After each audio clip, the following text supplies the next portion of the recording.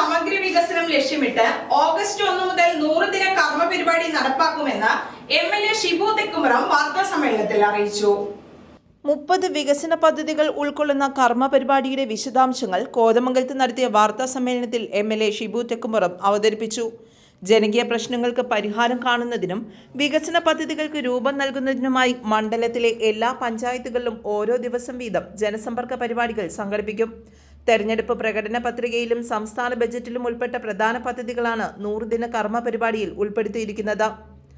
അടിസ്ഥാന സൗകര്യ വികസനത്തിന് മുൻഗണന നൽകിക്കൊണ്ട് ദീർഘകാലമായി മുടങ്ങിക്കിടക്കുന്ന തങ്കളം കോഴിപ്പള്ളി ബൈപ്പാസ്, ചേലാട് സ്റ്റേഡിയം, കുടമുണ്ട പാലം, ഭൂതത്താൻകെട്ട്, ജലവൈദ്യുത പദ്ധതി, ടൗൺ ഹാൾ എന്നിവയുടെ നടപടികൾ വേഗത്തിലാക്കും.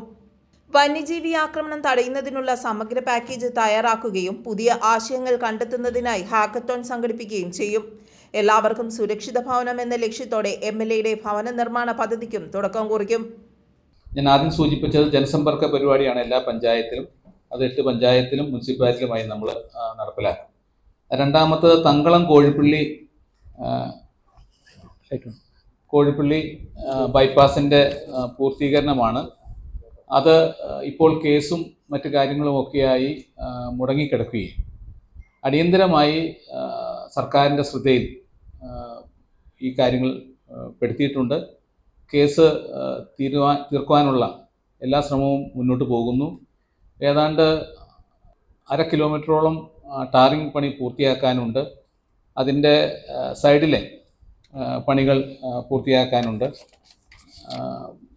അതെല്ലാം അടിയന്തരമായി പൂർത്തിയാക്കി ഓണത്തിന് മുമ്പായി സ്റ്റേഡിയത്തിൻ്റെ നമ്മുടെ തങ്കളം കോഴിപ്പള്ളി ബൈപ്പാസിൻ്റെ പൂർത്തീകരണം നടത്താനുള്ള തീരുമാനമാണ് നമ്മൾ എടുത്തിട്ടുള്ളത്. പിന്നെയുള്ളത് നമ്മുടെ ചേലാട് സ്റ്റേഡിയമാണ്.